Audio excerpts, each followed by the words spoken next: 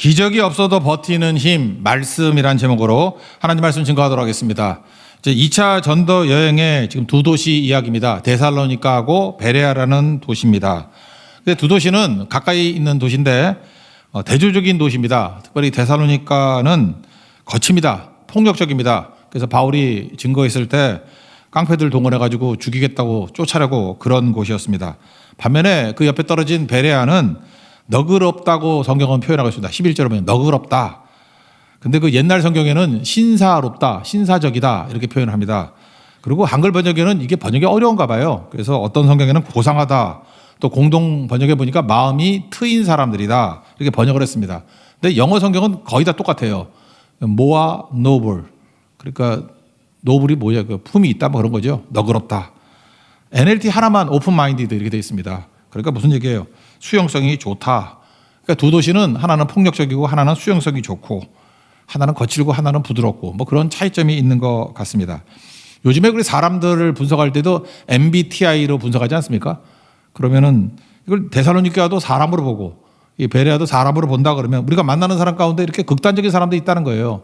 예를 들어 데살로니가 같으면 외향적이고 감정적이고 즉흥적이고, 또는 뭐 베레아 같으면 내향적이고 이성적이고 계획적이고 다르죠. 그래서 어떤 때는 차가 부딪히게 되고 어떤 때는 수영이 좋아서 또 기분 좋을 때도 있고. 그런데 문제는 우리가 접하는 사람들이 이렇게 다양하지 않습니까? 우리가 골라서 접할 수는 없잖아요. 그런데 사도 바울이 지나간 자리에 이렇게 여러 사람 만나가지고 없어지는 것도 있고 깨진 것도 있고 사라지는 것도 있었지만, 전도서 같이 바람 잡는 것 같고 그죠? 이게 허무하고 그런 것도 있지만 끝까지 남았던 게 있다라는 거예요. 그러니까 끝까지 남는 게 뭐냐? 내 인생에서 뭐가 남느냐? 말씀이 남는다는 거예요. 말씀이. 그래서 이렇게 다양한 곳을 만났지만 말씀 뿌렸던 것만은 상황과 조건에 관계없이 다 남게 되더라. 그러니까 우리 인생 어떻게 살아야 되겠습니까? 말씀에 붙들려서 말씀 증거하다가 사는 것, 그거보다 중요한 건 없겠죠. 이사야 40장 8절을 보니까 풀은 마르고 꽃은 시든다. 뭐 당연한 얘기죠. 그렇지만 하나님의 말씀은 영원히 살리라. 명확하지 않습니까? 인생에 헛된 거 추구하면은 꽃 같고 풀 같다는 거예요. 다 시들고 없어져 버리는데 말씀만은 영원하리라. 말씀 붙드는 인생이 돼야 된다라는 것입니다. 그래서 오늘 두 도시, 그들이 사도 바울이 지나간 자리에 뭐가 남아있냐? 말씀만 남아있더라. 그래서 데살로니가하고 베레아를 먼저 한번 보자는 거예요. 데살로니가는 큰 도시였습니다. 그 동네, 그러니까 마게도냐의 수도라고 얘기를 합니다. 수도였고 당시에 인구가 20만 명이 넘는다 그래요. 그러니까 큰 도시였죠, 데살로니가. 그런데 말씀을 되게 짧게 증거했습니다. 성경을 보니까 최소 3주였던 것 같아요. 3주. 새 안식일이라 그러지 않습니까? 2절을 보니까 새 안식일에 성경을 가지고 강론했다. 그러니까 짧은 시간이었다. 근데 임팩트가 있고 강력했던 이유가 뭐냐? 뭘 전했죠? 3절을 보니까 오직 예수만을 증거했다는 거예요. 그리고 십자가 부활을 증거했다. 여기 뜻을 풀어 그랬죠. 구약성경이잖아요, 당시에는. 구약성경의 뜻을 풀어서 그리스도가 해를 받고, 그러니까 십자가를 말하고 죽은 자 가운데 다시 살아나야 할 것을 증언했다. 부활을 얘기하고. 그러니까 십자가 부활을 증거했다는 거죠. 그리고 내가 전하는 이 예수가 곧 그리스도라. 핵심은 예수님인데 예수님이 메시아라는 거죠. 우리를 구원하실 분이다. 방법이 뭐냐? 십자가 부활을 통해서 우리를 구원하실 분이다. 그러니까 오직 예수, 십자가 부활을 증거했다라는 것입니다. 여러분, 구약 성경은 예수님 오시기 위한 어떤 그림자라 그러죠. 예표라 그러지 않습니까? 그래, 예증이라는 거죠. 그러니까 구약의 큰 흐름 보면 구약 사건에 두 가지 큰 사건이 있죠. 하나가 출애굽, 또 하나가 뭐예요? 바벨론에서 돌아오는 거, 바벨론. 내용이 무엇입니까? 애굽의 노예였잖아요. 십자가 고난 아닙니까? 근데 거기서 하나님께서 개입하셔서 출애굽시켜서 가나안 땅으로 건져내잖아요. 구원이죠, 구원. 구원 사건이에요. 예수님의 십자가 부활하고 똑같은 얘기 아닙니까? 바벨론에 끌려갔습니다. 왜 끌려갔죠? 죄인이기 때문에. 70년 동안 죽을 고생 다 했습니다. 자기 힘으로 돌아온 거 아니죠. 하나님께서 고레스의 마음을 감동시키시다 보낸 거 아니에요. 하나님의 구원이죠. 하나님의 구원이 일어나서 십자가를 통과해서 부활을 임하게 되었다. 그 패턴과 똑같이 신약의 내용이 뭐냐? 이렇게 증거했겠죠. 우리는 죄의 종이다. 죽음의 종이다. 근데 예수님이 우리를 위해서 십자가에서 죄값을 다 치르시고 죽은 자 가운데서 다시 살아나시는 부활을 통해서 우리를 구원해 주셨다. 그래서 메시지가 뭐예요? 예수님이 살아계신다는 거죠. He is alive. 그리고 지금도 우리 가운데 살아서 역사하시고 계신다. 이게 부활의 메시지 아닙니까? 이게 기독교의 본질이에요. 우리가 어떤 죽음과 어떤 좌절과 낭망의 상황에 놓였다 할지라도 예수님 오시면 우리에게 부활을 줍니다. 생명을 줍니다. 구원을 줍니다. 이게 바울의 메시지였다는 거예요. 그래서 예수님은 그리스도입니다. 그리스도가 뭐예요? 기름 부은 자, 메시아라는 거예요. 구원자라는 거예요. 그거를 증거했다라는 것입니다. 지난 주간에 베트남에 갔는데 저는 이게 너무너무 이 말씀하고 비슷한 상황을 접하게 되었습니다. 제가 지난번에 갔을 때 베트남의 역사를 들어봤더니 베트남에서 제일 복음화가 많이 됐던 데가 어디냐? 그 중간쯤에 있는 다낭이라는 곳입니다. 요즘에 한국에 관광객들이 너무 많이 가서 경기도 다낭이라 그런다면서요. 그렇게 다낭에 한국 사람이 많이 간대요. 근데 거기가 원래 예수 믿는 사람이 제일 많았던 도시였습니다. 제일 많았던 곳에. 근데 공산화 되고 난 다음에 교회를 다 없애버리고 또 뭐 추방하고 막 그랬잖아요. 그래서 그 자리에 놔두면 너무 다낭의 기독교 뿌리가 깊고 신앙의 뿌리가 깊기 때문에 우리 한국 같으면 평양에 있는 그리스도인들이 다 흩어졌듯이 거기 사람을 다 추방시켜버렸다는 거예요.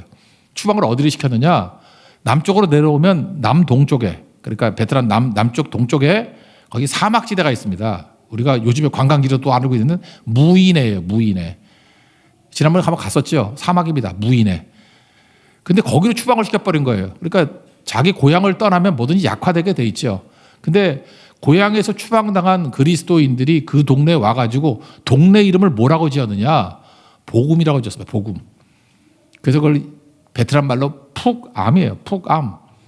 푹암. 그래서 가는 곳마다 푹암이란 말이 너무너무 많더라고요. 복음이라는 거예요. 동네 이름이 복음이에요.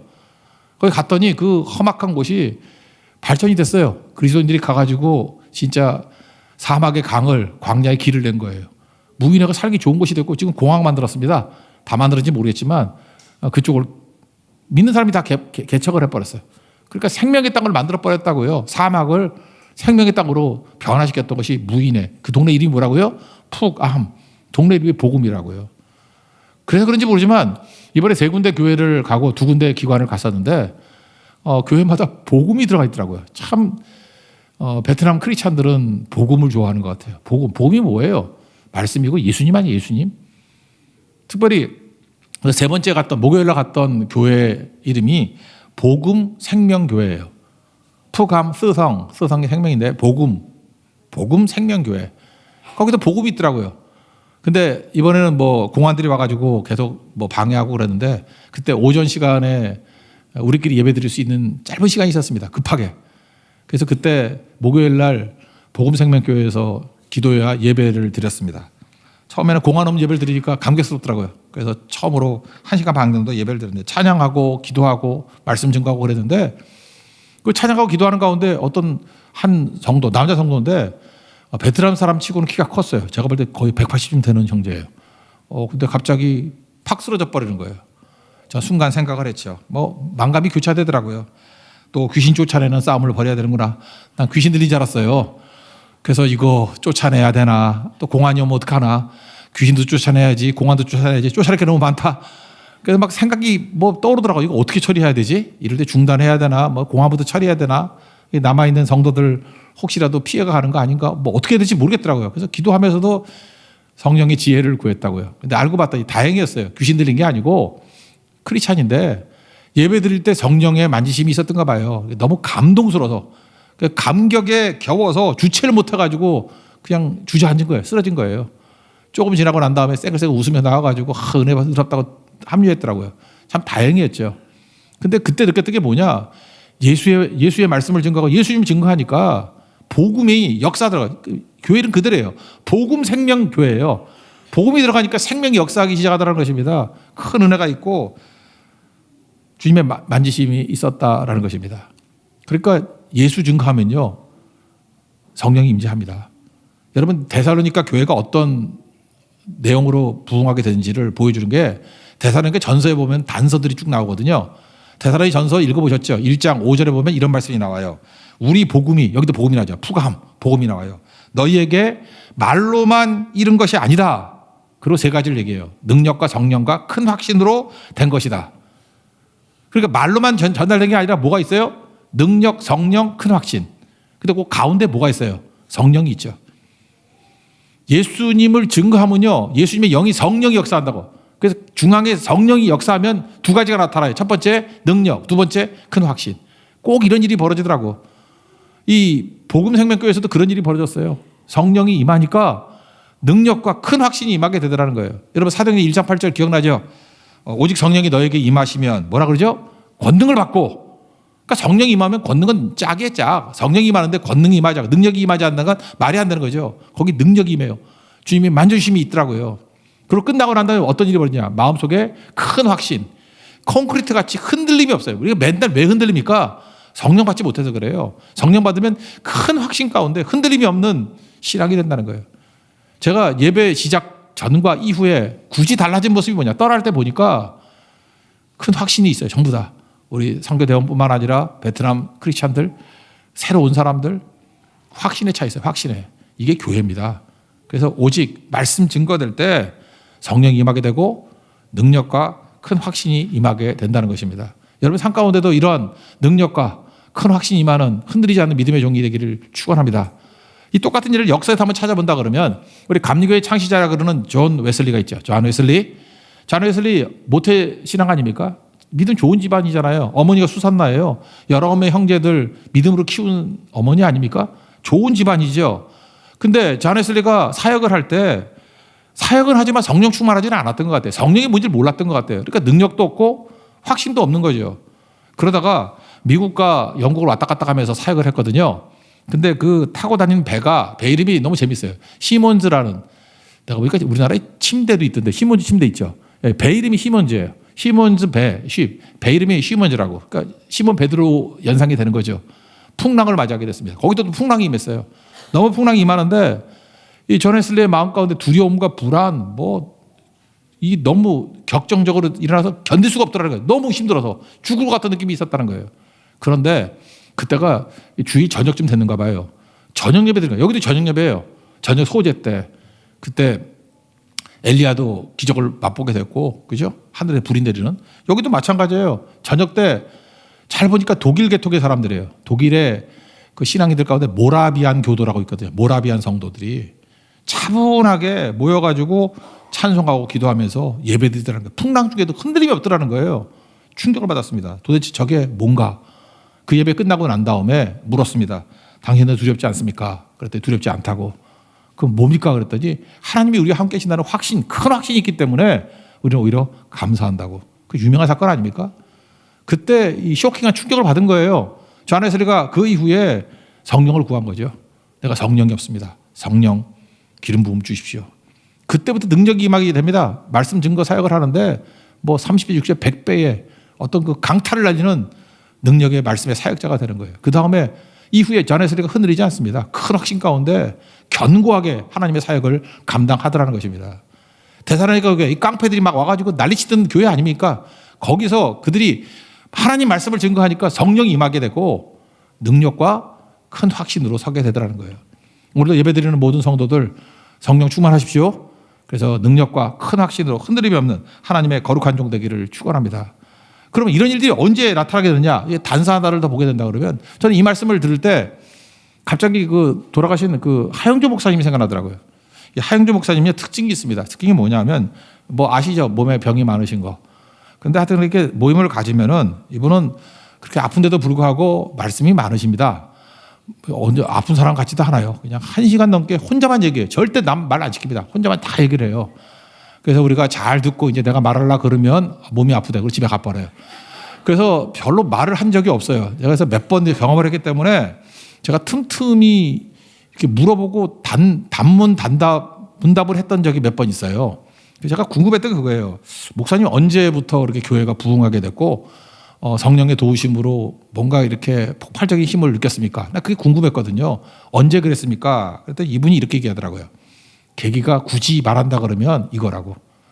목사님 제자 목사들도 많을 거 아니에요. 제자 목사 중에 이렇게 설교를 할 때 보통 는 귀담아 잘 들지 않았다는 거예요. 이분 표현이 목사의 위기는 설교가 안 들릴 때래요. 물론 성도의 위기도 그렇지만 목사도 설교가 안 들릴 때가 있어요. 남의 설교가 안 들릴 때가 있어. 근데 다 제자들이 설교하고 그러니까 자기도 안 들렸대요. 근데 어느 순간 하나님 앞에 그걸 이제 잘못된 것이라고 인식하면서 집중하기 시작했다는 거예요.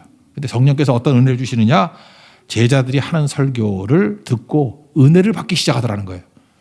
그때부터 교회가 일취월장하더라는 거예요. 진짜 100배 막 부흥이 일어나고 성령의 바람이 불기 시작하고, 이 목사님이 주로 많이 쓰는 표현이 뭐냐면 참 멋진 분이에요. 그 보석이란 말을 많이 써. 내 제자가 했던 설교가 보석 같은 설교라고 느껴지기 시작했다. 저한테도 몇 번 그런 적이 있어요. 뭐 보석 같은 말씀이야. 뭐 이렇게 말씀한 적이 있거든. 보석이란 말을 참 좋아해요. 그래서 제자가 증거했던 말씀이 안 들리는 게 아니라 보석 같은 말씀으로 들리기 시작하더라는 거예요. 그때부터 일어나게 되더라는 것입니다. 여러분 인생도 마찬가지예요. 언제부터 능력이 나타납니까? 하나님 말씀이 보석같이 들리기 시작할 때. 그래서 그 다음에 제가 말씀이 생각났던 게 그거예요. 데살로니가전서 2장 13절. 그 데살로니가 교회에 어떤 일이 벌어졌느냐?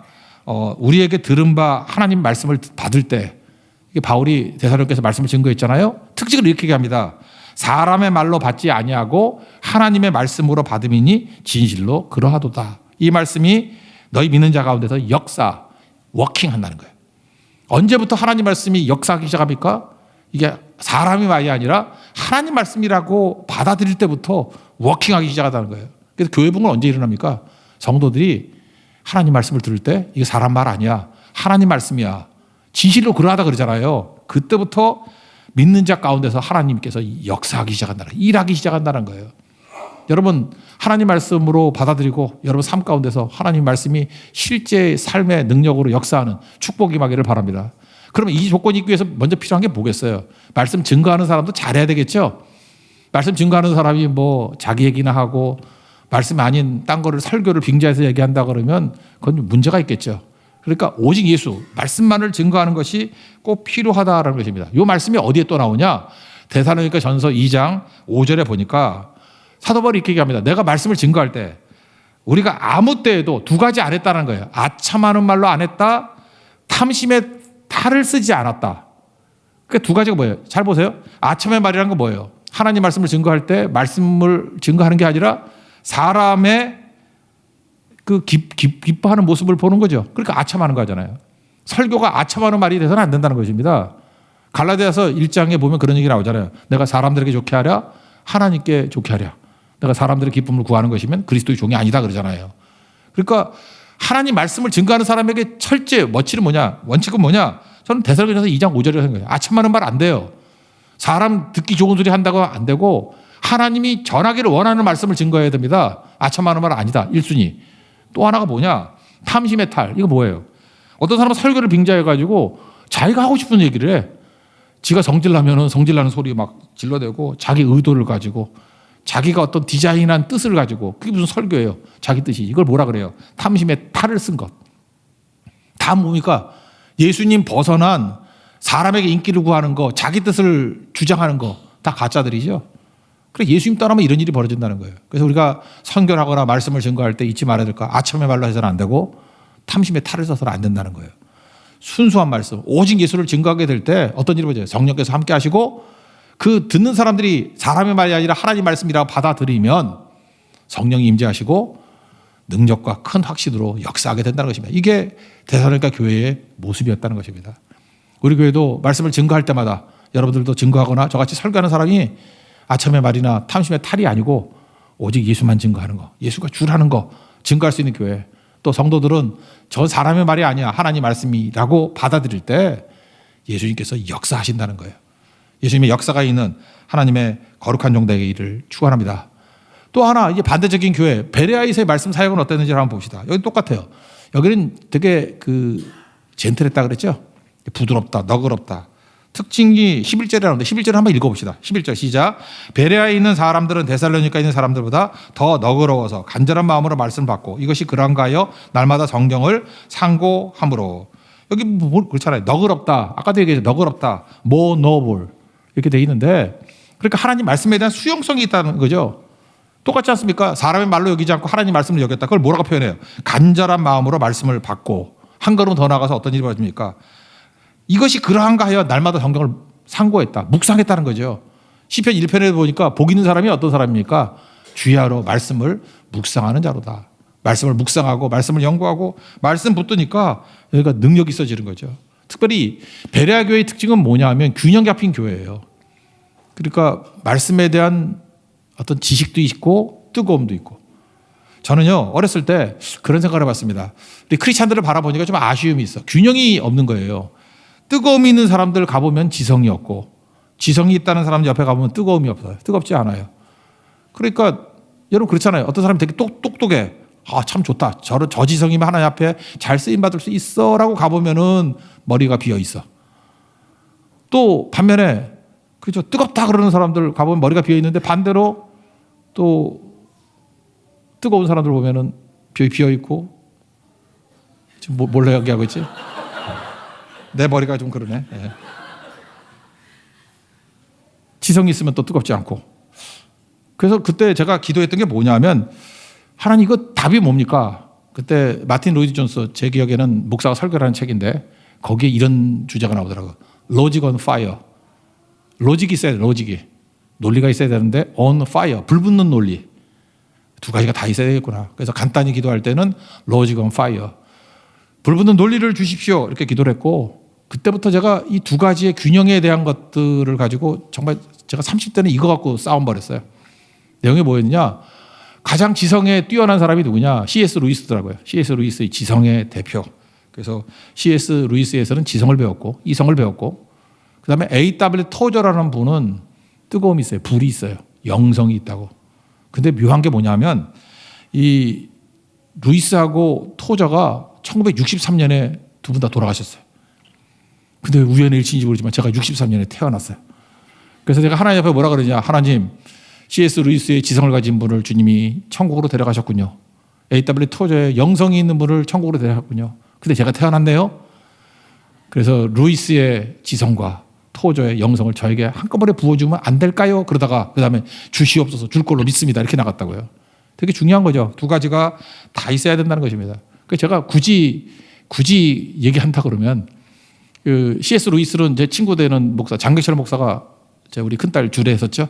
장계철 교수가 번역 제일 많이 했어요. 순전한 기독교부터 시작해서 뭐 번역 제일 많이 했고, 그 다음에 A.W. 토저는 어떤 출판사에 김은국 편집장 계셨는데 미국에 정식 계약을 맺어서 전체 시리즈, 토저 시리즈 전체를 다 판권을 샀어요.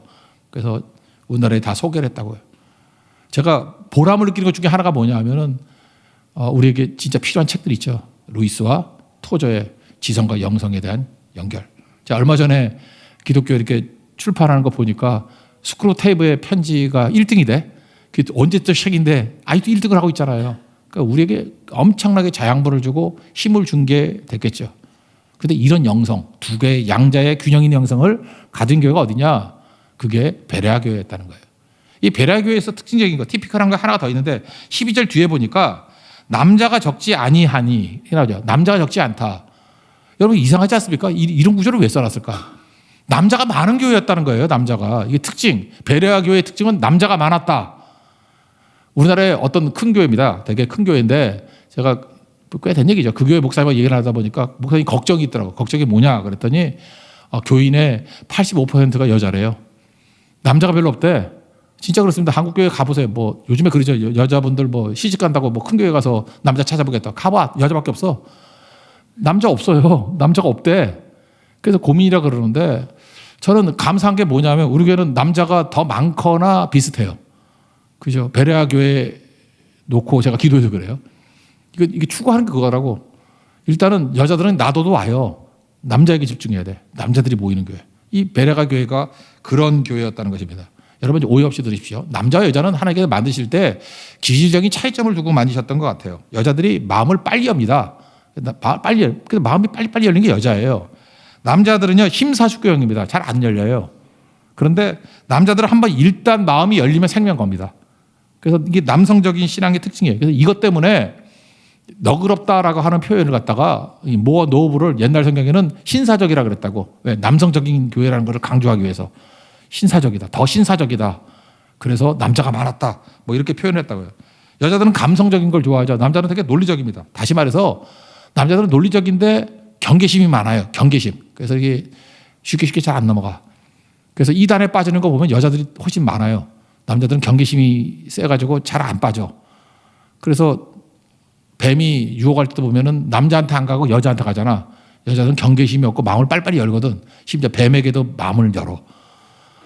그래서 죄를 졌어. 여자들이 그렇다고요. 남자는요 뱀한테는 안 속는데 여자한테 잘 속아. 사랑하는 여자가 뭐 간다면 나도 가지. 지옥도 따라간다. 이러면서 망한 거라고. 그도 먹은지라. 한심해. 그죠? 그러니까 남자는 여자를 조심해야 되고 여자는 뱀을 조심해야 돼. 그죠? 요거 조심하면 되는 거라고요. 그러니까 속성이 그렇다고. 그러니까 남자는 경계심이 있는데 이게 잘 안 되는 거죠.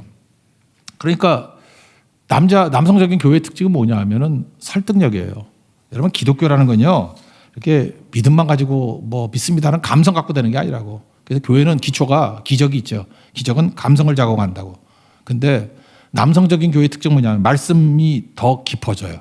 그리고 설득력을 요구해요. 남자들은요. 설득되지 않으면 절대 따라가지 않습니다. 설득돼야 돼요. 여러분 믿음을 보세요. 내가 이해, 납득, 공감 다 된다는 걸 설득력이라고 하잖아. 설득돼야 믿는 건 아니에요. 어느 순간인가 주님께서 우리에게 믿음을 선물로 주셔. 믿어요. 근데 설득되지 않고도 믿음이 약간 앞서가. 그런데 시간이 지나면 반드시 설득이 되게 돼 있어요. 그래서 교회는 약간 남성적인 교회가 중요해요. 왜냐? 말씀에 의해서 설득되면서 나가야 균형이 잡히게 돼 있다고.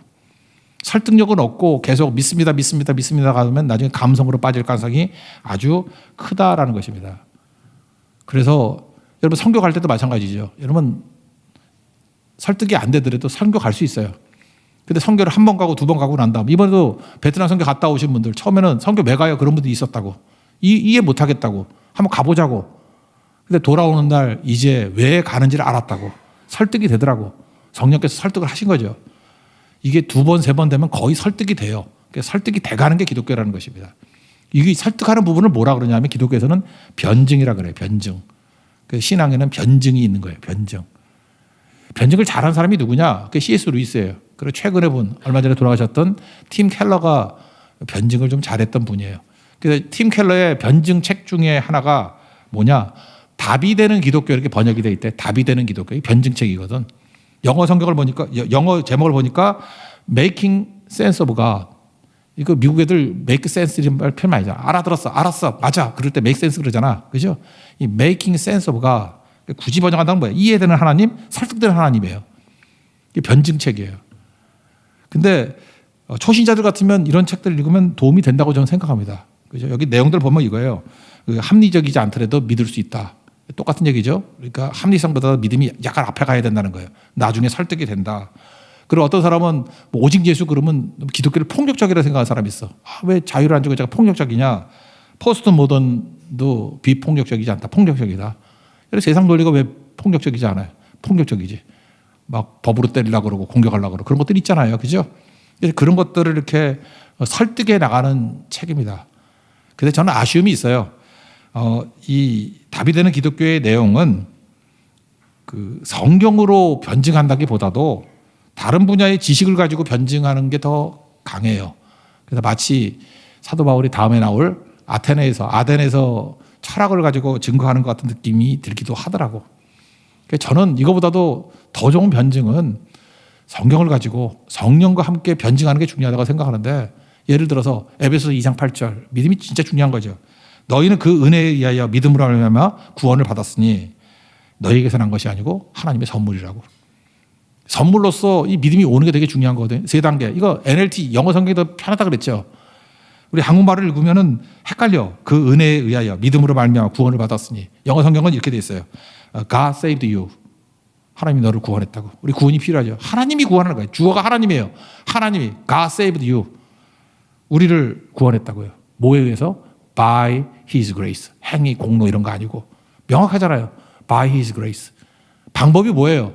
By His grace. 그리고 언제 이게 작동하기 시작합니까? 믿음의 스위치가 누려질 때. When you believed. 이게 핵심이에요. 에베소 2장 8절. God saved you. 너를 구원했어. By His grace. 은혜만을 붙들고. 언제 작동해요? When you believed. 이게 핵심이에요. 핵심. 근데 이렇게 되는 게 뭐라고요? 하나님의 선물이라고. 이 선물이 여러분이 임해서 하나님의 말씀이 작동해서 역사하는 능력의 종되기를 축원합니다. 그러니까 두 교회 다 그죠? 데살로니가도 그렇고 베레아도 그렇고 결국 지나갔을 때 남는 게 뭐예요? 말씀만 남더라. 여러분 인생들 말씀 붙들고 말씀만 남길 수 있는 증거할 수 있는 그게 전도서에 말하는 바람 잡는 것 같은 인생이 안 되고 헛되지 않은 인생이 되는 길이라는 것입니다. 헛수고하지 마십시오. 인생에서 진짜 가치 있고 100배 열매를 거두고 영원히 남는 것은 말씀의 인생을 걸 때 제일 강력하고 남는 게 있다는 것입니다. 그걸 보여주는 것이 데살로니가와 베레아 사역이라는 거예요. 한 가지 더. 근데 여기서 박해가 있었죠. 데살로니가에서는 뭐 깡패들 동원해가지고 죽인다 그러고 또 도망쳤더니 베레아까지 추격해가지고 폭행을 했습니다. 그러면 하나님께서 우리에게 박해를 주시는 거, 우리는 그죠? 합력하여 서는 일인 거 알죠? 우리 인생 가운데 어떤 때는 이렇게 막힐 때도 있고 방해도 있고 그래요. 그러면 의미가 있겠죠. 그 도대체 이 박해로서 과정의 축복이 뭡니까? 이걸 물어봐야 된다고요. 그런데 박해하는 자들이 주는 제일 큰 축복 중에 하나가 뭐냐면 우리 그래요. 교회를 공격하는 사람들 많잖아요. 안티 크라이스트들 되게 많잖아요. 근데 그런 사람들의 특징이 뭐냐면 교회를 잘 연구해가지고 교회의 약점이 무엇인지를 지적해주고 교회의 핵심이 무엇인지를 지적해준다라는 거예요. 그래서 난 안티가 좋던데. 여기 보세요. 데살로니가 안티들의 특징이 뭐냐면 바울의 설교를 잘 들었던 것 같아요. 우리 크리스찬들은 좀 멍청해가지고, 그러니까 멍청하게 구원받았지. 고린도서 1장 보세요. 뭐 지혜 있는 자가 있느냐 없다 뭐 그래요. 멍청하다는 얘기지. IQ 2자리만 모인 거잖아요 다. 근데 얘네들은 IQ가 높은 애들인가 봐. 바울의 설교를 듣고 핵심을 딱 두 가지로 파악을 했어요. 첫째 6절인데 천하를 어지럽게 하는 사람이 여기도 이름에 여기 킹제임스 버전 그 직역을 했던 킹제임스 그러니까 The World Upside Down이에요. 그 세상을 뒤집어 엎는 자들, The World Upside Down, 세상을 뒤집어 엎는 자들이 여기까지 이르렀다. 이게 핵심이고, 그러니까 크리스찬의 특징이 뭐예요? 세상 뒤집는 자들이에요. 뒤집는 자들. 또 하나가 뭐냐? 17절에 나오죠. 다른 임금 곧 예수라는 이가 있다. 이게 뭐 더 중요한 거겠죠. 당신은 황제를 뭐라고 불렀냐? 주라고 그래요. 주님이라고 불렀어요. 주님 그러면 퀴리오스, 이건 황제를 뜻하는 거예요. 근데 크리스찬들이 주님 그럴 때 속지 마라. 쟤네들은 황제를 얘기하는 게 아니라 또 다른 임금, 그 예수를 얘기하는 거야. 얼마나 정확히 표현했습니까? 예수 믿는 게 뭐예요? 우리의 왕의 왕 누구예요? 예수님이라고. 그죠? 예수 우리 왕이요. 그거 아니에요? 정확히 파악을 했죠. 그리고 예수 우리 왕이라고 주장하고 나아가면 어떤 일이 벌어져요? The world upside down. 세상이 뒤집힌다고. 다 뒤집어 버린다고. 정확히 파악을 했죠. 그래서 안티는 필요한 거예요. 우리가 모르는 것들을 지적해 준다라는 것입니다. 그래서 예수님을 우리의 왕으로 삼는 것이 얼마나 중요한지 이거 증거하지 말라는 거 아니에요. 여러분 사도행전 앞부분에 같은 보세요. 뭐 하지 말라 그래요? 복음 증거하지 말래요. 이번에도 마찬가지입니다. 우리가 둘째 날 떠인이라는 곳에 가서 말씀을 증거했는데 거기 공안이 와가지고 쫓겨났어. 오전 사역을 했는데 점심 먹고 하려고 그랬더니 급하게 나가래. 그래서 되게 위협을 느끼고 그랬었거든요. 이틀째 화요일 날 사역. 그래서 도움도 됐어요. 그러다가 이제 교회 말고 이제 마지막 금요일 날 사역은 사이공 빅토리 호텔이라는 데에 우리가 200명 정도의 학생들을 모아놓고 그 베트남에 있는 어떤 선교단체 학생들이 있었어요. 그들이 개인적으로 전도할 수 있도록. 그래서 우리는 겉으로 뭐 내 영혼이 은총이 뭐 하고 뭐 우통 벗고 뭐 춤추고 부채춤 추고 뭐 이런 거 있어요. 그죠? 이런 거 했고 그 다음에 제기차기 하고 뭐 그랬더니 공안이 3명이나 왔더라고. 4명이 왔더니 저한테 V자를 그리면서 최고래. 이런 것만 하래. 사실은 우리가 공산당보다 위에 있는데 밑에서 이제 하고 있었는데 모르고 밥만 먹고 갔죠, 걔네들은. 근데 제가 느꼈던 게 그거예요. 참 묘하다. 그죠? 예수님 증거하면 그렇게 혈안이 돼서 막으려고 그러고 예배 드리면 막으려고 그러고 그렇게 장학금 주고 구제하고 이런 건 너무 얼마든지 하라는 거예요. 얼마든지. 초대교회가 똑같아요. 그러니까 무슨 얘기예요? 거꾸로 생각해야 된다고. 세상이 마귀가 하지 말라는 거를 계속 붙들면 그게 핵심이에요. 여러분 인생 가운데 어려움이 있으면 마귀가 어떻게 하는지 알아요? 설교는 하지 말래. 설교만 안 하면 다 용서해 준대. 설교만 하지 마. 전도만 하지 말래. 예배만 드리지 말래. 하지 말라는 거. 그래서 우리가 잘 헷갈리고 주의 음성이 잘 안 들리면 하나님께서 안티를 보내요. 그래서 계속 하지 말라는 거를 강조해줘. 그게 핵심이에요. 예수님이 우리 왕이다. 첫 번째 메시지. 두 번째는 뭐였어요? 이들이 가는 곳마다 세상을 어지럽히는 자들. The world upside down. 세상을 뒤집는 자들. 그런 자들이라는 것입니다. 두 번째 한번 보세요. 우리 기독교가 이 땅에 들어와서 변화시킨 게 뭡니까? 우리 조선시대. 조선이 좋아요, 나라가? 그 불합리하고 말도 안 되는 나라. 그죠? 자민족을 무슨 노비로 삼는 나라. 이게 말이 안 되는 나라였잖아요. 그죠? 이게 모순투성이. 옛날에 뭐 그런 책도 있었는데 공자가 죽어야 나라가 산다. 진짜 그랬어요. 지금 속고 있는 거야. 지금 우리가 뭐 무슨 고대 뭐 옛날 문화가 좋다 그러는데 그거를 우리나라 망할 뻔했어. 망했지 진짜 다 망했지. 여자들이 예수 안 믿는다는 건 난 이해가 안 가. 여자들 어떻게 살았는지 인간 치부터 못 살고 살았어요. 근데 복음이 들어오고 난 다음에 처음으로 여성 교육이 시작이 됐잖아요. 여자들 학교 다니는 거 지금 처음이야. 여자분들이 지금 옛날 같으면 지금 아프가니스탄의 그 여자들보다 대우가 더 나빴다고. 정말 그렇잖아요. 복음이 들어오니까 세상을 뒤집었잖아요. 업사이드 다운 더 월드. 세상을 뒤집잖아요. 이것만 뒤집나요? 가는 곳마다 뭐 다 뒤집혔지. 우리 민족이 술도 또 엄청 마셨던 분이에요. 서양 애들은요. 술 마신다 그러면 위스키 잔 요만한 것에 3분의 1 따라 넣고 혓바닥만 넣었다 뺐다 하면서 2시간 마시잖아. 침이 반이고. 그 들어서 어떻게 먹어 그걸? 그걸 2시간을 마셔. 그러니까 마시는 게 아니지. 혀에 담갔다 뺐다 나중에 들어서 버렸겠지. 그런데 선교사들이 와서 보니까 놀라 자빠지는 거예요. 항아리 이만한 거에다가 계속 먹는 거에 먹고. 그러니까 교회에서 뭐 훈련을 시키면은 조금 지나면 다 뒤집어지고 술 때문에. 그래서 우리나라에 금주가 벌어진 거예요. 금주. 술 마셔가지고는 변화 안 될 민족이라는 거예요. 우리 민족 절제 못해요. 그리고 열심히 일하다가 겨울만 되면 도박이라 그러죠. 투전판이라 그러죠. 도박하다 도박하지 말라. 그거죠. 담배 줄담배 펴가지고 맨날 병 들고. 그래서 금주, 금연, 그다음에 도박 금지 이런 게 나온 거라고요. 축적 금지 뭐 이런 거. 민족 바꾼 거예요. 여러분들 개화가 딴 게 아닙니다. 기독교 들어와서 개화된 거예요. The world upside down. 다 뒤집힌 거잖아요. 기독교는 그런 거예요. 저는 베트남뿐만 아니라 어느 곳도 다 마찬가지라고 생각합니다. 우리 복음이 들어가면 이렇게 변화 역사가 나타나게 된다는 것입니다. 여러분 그래서 박해하고 방해하는 것이 나쁜 게 아니에요. 그 과정을 통해서 주님께서 우리에게 핵심을 붙들게 만들고 이게 핵심이다. 그리고 그것과 저항에 싸우는 가운데 인내와 연단을 기르게 되고 더 강하게 되고 승리하게 된다는 것입니다. 제가 이번 핍박이 있는 베트남 선교를 통해서 깨달았던 게 뭐냐? 정말 중요한 게 공동체의 중요성, 또 하나가 훈련의 중요성이다. 생각해 보세요. 이 모든 것들 공동체가 있으니까 견디는 거 아닙니까? 공동체가 있으니까 버티는 거 아니에요? 여러분 이거 6차 선교를 갔습니다. 그 7차도 가겠죠. 우리 개인이 가서 뭘 한다 그러면 그거 할 수 있겠어요? 못하지. 아무것도 못해요. 그죠? 뭐 방었다가 3일 보내고 막 그럴 거야. 근데 모든 걸 다 준비해 놓으니까 공동체가 하니까 내가 쏟아부는 헌신의 뭐 200%, 300% 결과가 나타나잖아요. 그래서 공동체가 중요하다. 공동체와 함께 움직이는 게 중요한 거예요. 또 하나가 훈련이 중요하다는 거예요. 베트남에 있는 우리 그 학생들 따라다니면서 뭐 통역하고 했던 사람들이 있거든요. 여러분 베트남 내가 비하하는 건 아니지만 사실 얘기할게요. 베트남 사람들은 약속을 안 지킵니다. 1시간 늦게 오는 건 늦게 오는 게 아니고 2시간 늦게 와도 늦게 온 게 아니에요. 그런데 얘네들이 우리를 잘 봤는데 마지막에 통역하던 자매가 그런 표현을 해요. 한국 문화가 놀랍대. 그다음 무슨 얘기가 난 그래서 제기차기 하는 것 때문에 놀랐다는 줄 알았어. 그게 아니고 시간 잘 지킨다는 거예요.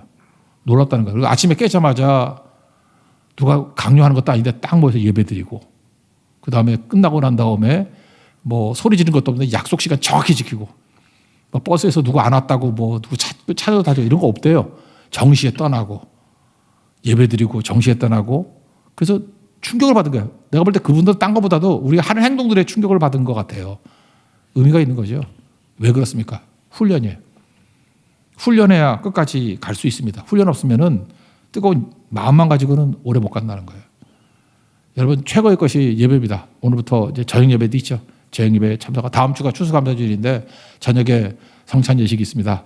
다 참여하고 새벽기도 하고 훈련하면요 위기 상황에서 흔들리지 않고 keep going 계속 할 수 있다라는 것입니다. 두 도시 이야기인데 데살로니가 베레아 특징 기적이 없었어요. 핍박만 있었어요. 근데 묘하죠. 기적이 있었던 곳에는 별로 열매가 없어요. 근데 기적이 없어도 버티는 힘 뭐였습니까? 말씀. 여러분 인생 가운데 기적이 많이 나타나기보다는 말씀이 뿌리를 내리는 성도가 되기를 원합니다. 끝까지 갑니다. 최후 승리합니다. 그리고 100배 열매를 거둡니다. 우리 교회가 말씀 붙들고 말씀 잘 증거하고 말씀 중심으로 공동체가 움직이고 훈련받고 하면은 주님께서 원하시는 하나님의 나라가 우리를 통해서 이루어지게 될 것입니다. 쓰임받은 믿음의 종되기를 축원합니다. 자리에서 일어나겠습니다. 나는 주님께 속한 자 찬양했습니다.